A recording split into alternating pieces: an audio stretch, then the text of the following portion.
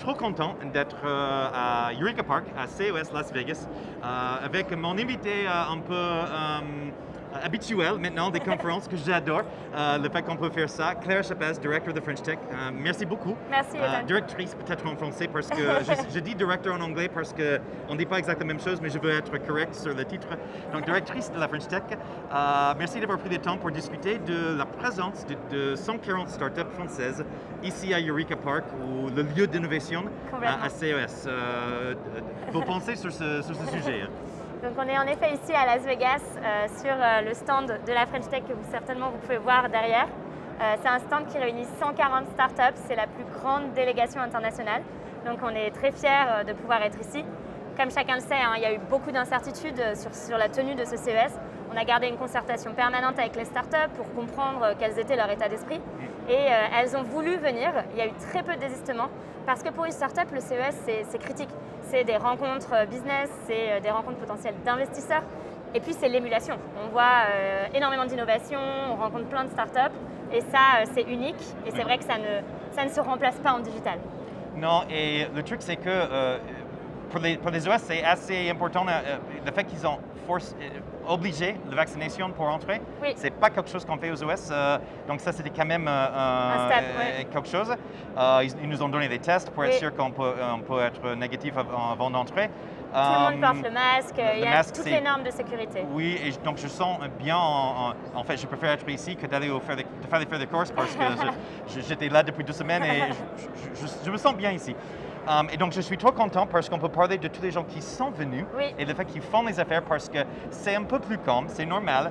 Mais le truc, c'est que comme les autres grandes conférences que Slush et Web Summit et tout, les décideurs, les gens qui font les affaires sont présents. Et donc, ça, c'est une super histoire pour les startups. Et finalement, c'est presque une chance parce que le fait qu'il y ait moins de monde, ça permet des rencontres plus qualitatives. Et on est vraiment à l'honneur, comme on le dit, on a la plus grande délégation, on ne peut pas passer à côté. Oui. Donc les startups sont, pour l'instant, c'est le premier jour, mais très contents des rencontres qu'ils ont pu faire. Tous les grands groupes, les GAFA, parce qu'ils ne sont pas là, parce que ce sont des grandes entreprises avec des politiques d'anti-voyage en ce moment, parce qu'il faut. D'accord, je comprends.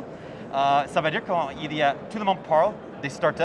Exactement. Comme d'habitude à CES, mais maintenant il n'y a pas de bruit à côté. Voilà. Les grands groupes et leur présentation, les choses qu'ils présentent au niveau nouveauté et tout ça. Donc ça, c'est déjà, je pense que c'est une super opportunité cette semaine pour les startups.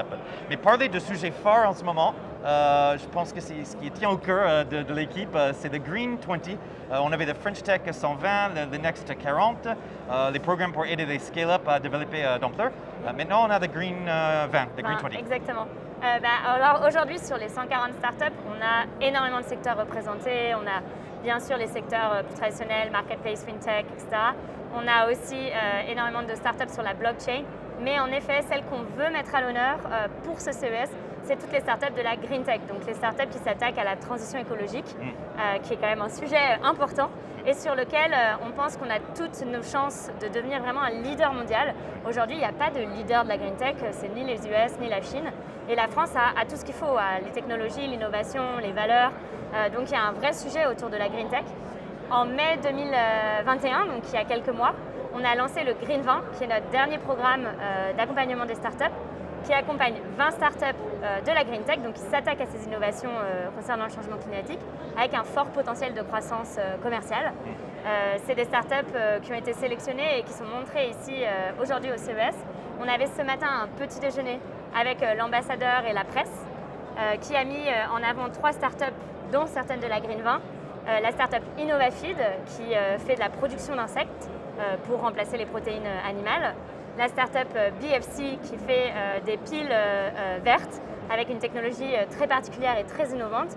Et la startup NetTech, qui fait des vaisseaux hydrauliques à l'hydrogène vert qui permettent de transporter les passagers un peu comme un système de bus sur les fleuves, les rivières, etc. Et je pense que c'est vraiment le bon moment parce que c'est pas juste le fait que c'est fort et c'est hashtag un peu green et tout ça qu'on parle de ça en ce moment. Je pense qu'il y a 3 trucs intéressants qui arrivent. Le premier, c'est qu'on se rend compte tous que le climat change et il faut maintenant adresser, il fallait peut-être le faire, mais avant, on s'en en occupe. tout cas, on ne peut plus ne plus s'en soucier. On s'en occupe aujourd'hui. Le deuxième, c'est que les entreprises commencent à voir qu'ils peuvent faire des affaires green ou sustainable. Complètement. Et en fait, C'est un vrai modèle commercial. Ouais. C'est un atout. En fait, c'est un meilleur modèle économique Oui. que de ne pas faire.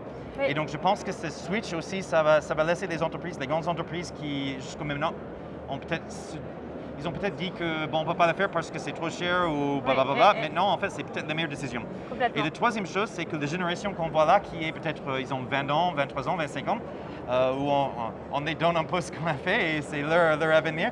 Et eux, ils s'intéressent beaucoup à Énormément. tout ce qui est solution green et sustainability. Donc, je pense que le développement durable, c'est un sujet qui n'est pas juste fort parce que c'est hashtag un peu sujet du moment. Ouais, ouais. C'est parce que toutes ces choses alignent.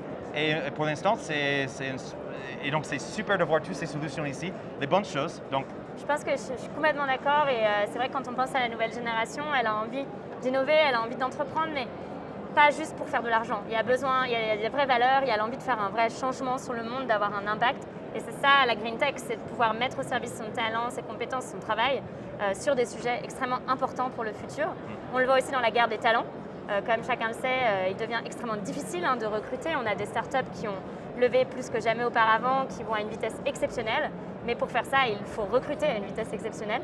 Et pour les talents aujourd'hui, notamment les nouvelles générations, l'impact environnemental et l'engagement environnemental, c'est extrêmement important et ça permet de faire la différence. bon, merci toujours de prendre le temps pour discuter de ces bonnes choses.